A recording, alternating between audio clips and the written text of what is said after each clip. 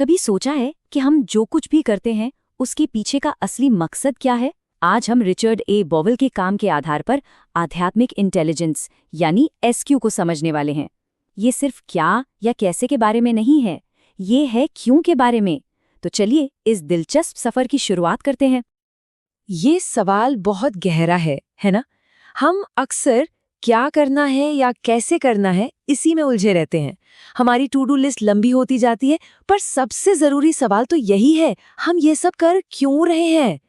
आध्यात्मिक इंटेलिजेंस हमें इसी क्यों की जड़ तक ले जाती है। देखिए, हम सब आईक्यू और ईक्यू से तो वाकिफ हैं ही। आईक्यू यानी हमारी लॉजिकल बुद्धि, जो क्या जानना है इस पर फोकस करती है, मतलब फैक्ट्स, डेटा, लॉजिक। और ईक्यू हमारी इमोशनल समझ, जो सिखाती है कि कैसे महसूस करना है और बर्ताव करना है, यानी लोगों को समझना, रिश्तों को संभालना। लेकिन इस पूरी तस्वीर का एक बहुत जरूरी हिस्सा अभी भी गायब है, और वही गायब कड़ी है एसक्यू यानी आध्यात्मिक इंटेलिजेंस। ये वो समझ है जो हमारी जिंदगी को एक मतलब, एक मकसद देती है। ये है क्यों की इंटेलिजेंस। असल में एसक्यू ही हमारे आईक्यू के ज्ञान और ईक्यू की भावनाओं को एक साथ लाकर एक गहरे उद्देश्य की तरफ ले जाती है। तो फिर असली चुनौती क्या है? बाएं ओर की जो तस्वीर है वो हमारी उलझन को दिखाती है, हमारा अहंकार और हमारी आदतें, मतलब हमारी बनाई हुई पहचान, हमारी असली क्षमता को जकड़ लेती है। और हमारा लक्ष्य है दाईं ओर की तस्वीर जैसा बनना, एक ऐसा इंसान जहां दिमाग यानी आईक्यू, दिल यानी ईक्यू और आत्मा यानी एसक्यू सब एक साथ एक ही धुन में काम करें। तो इस तालमेल तक पहुंचा कैसे जाए, इसके लिए एक 7 कदमों का प्रैक्टिकल रोड मैप है। ये हमारी असली क्षमता को अनलॉक करने की एक अंदरूनी यात्रा है, जिसके हर पड़ाव को हम अब समझने वाले हैं। ये डायग्राम दिखाता है कि ये 7 कदम आपस में जुड़े कैसे हैं। आप देखिए, इसके सेंटर में है केंद्रित होना, जो इस पूरी यात्रा का दिल है। बाकी सभी 6 कदम इसी केंद्र के चारों ओर घूमते हैं और इसे मजबूत बनाते हैं। आइए एक एक करके इन्हें समझते हैं। यात्रा का सबसे पहला कदम है जागरूकता। ये वो पल है जब हमें एहसास होता है कि यार, सफलता और बिजी लाइफ के बावजूद जीवन में कुछ तो कमी है। ऐसा लगता है जैसे हम अपने असली रास्ते से भटक गए हैं।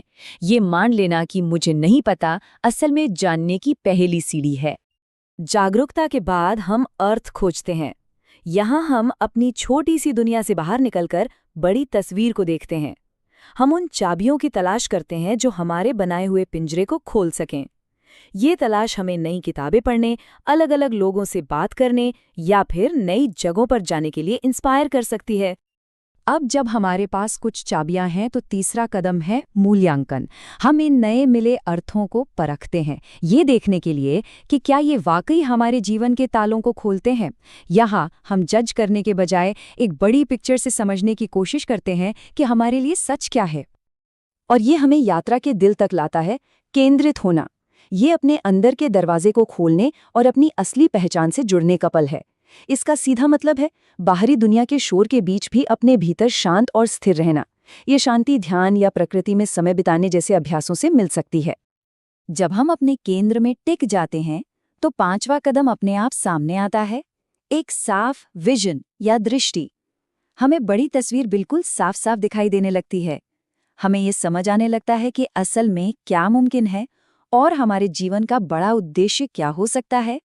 एक साफ विजन के बाद आता है एक्शन। 6वां कदम है प्रक्षेपण।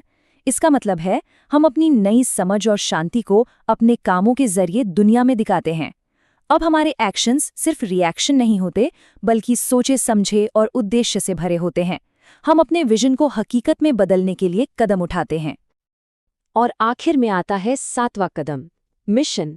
ये अपने उद्देश्य को पूरी तरह से जीने की अवस्था है। अब हमारे काम सिर्फ हमारे लिए नहीं होते, बल्कि खुद से बड़े एक मिशन का हिस्सा बन जाते हैं। हम सिर्फ जिंदा नहीं रहते, बल्कि एक मकसद पूरा करते हैं। अच्छा, ये 7 कदम शायद थोड़े मुश्किल लग सकते हैं, है ना? लेकिन इन्हें एक बहुत ही सरल 3 चरण की प्रक्रिया में समेटा जा सकता है, जो इस पूरी यात्रा को और भी ज्यादा क्लियर बना देती है। तो इसे ऐसे समझें। पहले 3 कदम, जागरूकता, अर्थ और मूल्यांकन, ये हमें समझने में मदद करते हैं। 4था कदम, जो कि केंद्र है, हमें स्थिर करता है।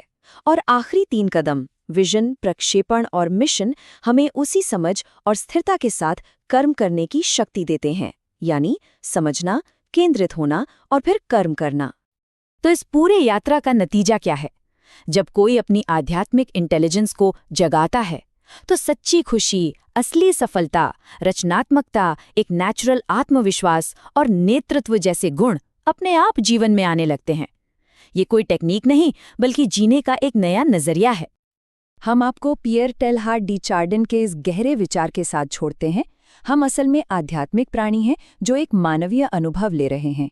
शायद जीवन का असली मकसद इसी अनुभव के जरिए अपनी उस आध्यात्मिक पहचान को फिर से खोजना है। ये सोचने का एक बहुत ही शक्तिशाली तरीका है ना?